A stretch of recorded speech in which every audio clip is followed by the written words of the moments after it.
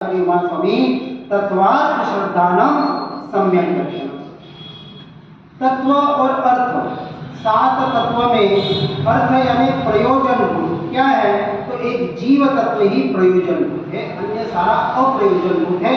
व्यवहार की अपेक्षा से नए निश्चय प्रमाणों के आधार पर, सप्तभंगी के आधार पर शास्त्रवाद की शैली से मात्र समझाया जाता है। मात्र आश्रय करने योग्य एक ही जीव तत्व है। और जीव और अजीव तत्व में ये बात समझना, अजीव तत्व में 6 के 6 द्रव्य आते हैं। कितने? 6 के 6 द्रव्य, एक अपनी आत्मा को छोड़कर। क्योंकि अन्य जीव भी जब तक पर के श्रेणी में नहीं लेंगे, न मैं किसी को सुधार सकता हूं, न कोई मुझे सुधार सकता है। हम एक दूसरे को सुधारने में मात्र लगे हुए हैं और अपने आप को सुधारना हमें रह जाता है, ये साधना रह जाती है। इसलिए उस तत्व का आश्रय करना है जो जीव, जो अपने अनंत गुणों में, यहाँ आचार्य स्वामी बता रहे हैं, अपने अनंत गुणों में आचरण करना सो सच्चे धर्म का आचरण है।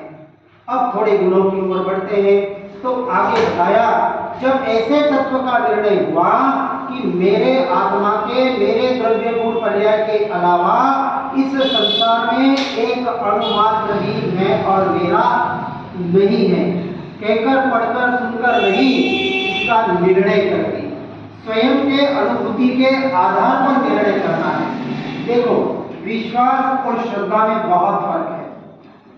सबसे पहली बात तो हमें देवगुरु शास्त्र का यथार्थ विश्वास भी नहीं होना।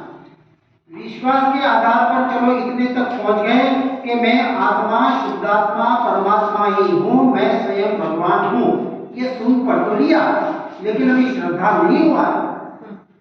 विश्वास हो गया इस पर कि देव के परमात्मा कह रहे, हमारे सदगुरु कह रहे, तो बात तो सच्ची ही हो, झूठ तो हो नहीं सकता। लेकिन श्रद्धा कब होगा? जब इस बात को अपने अनुभूति के आधार पर, हम उसके परिणामों के आधार पर अपने जीवन जीने के लिए आगे पुरुषार्थ नहीं करेंगे। और इस पुरुषार्थ का नाम ही व्यवहार क्रम है।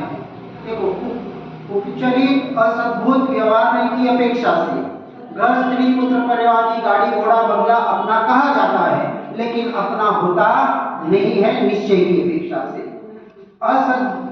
अनुपचरित असद्भुत व्यवहार की अपेक्षा से ये सारे बाहर के, यानी जो जीव के साथ एक क्षेत्रांगा जिनका संबंध है, ऐसे शरीर आदि आत्मा के मेरे कहे जाते हैं, परंतु निश्चय की अपेक्षा से ये आत्मा के अर्थात मेरे है नहीं।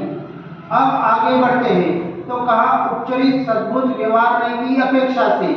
अब ये तो सारा पर है, पर द्रव्य के परिणाम है, ये सारे 6 के 6 द्रव्य तो पर है, लेकिन जिसका एक क्षेत्रांगा संबंध है, ऐसे कर्मों को भी आज दिन तक मेरे आत्मा के प्रदोषण छुआ तक नहीं, तो कर्म मेरे हैं और मैंने कर्म बांधे, ये भी निश्चय में स्वीकार नहीं करता है, व्यवहार की अपेक्षा से योग्य है। अब ये तो कथन व्यवहार से कहा जाता है। अब जब आगे बढ़े, आत्मा से ही होने वाले मोह राग द्वेष के परिणाम जो पर के निमित्त से होते हैं, संयोगी भाव कहा, इसलिए उसे परभाव के श्रेणी में लिया।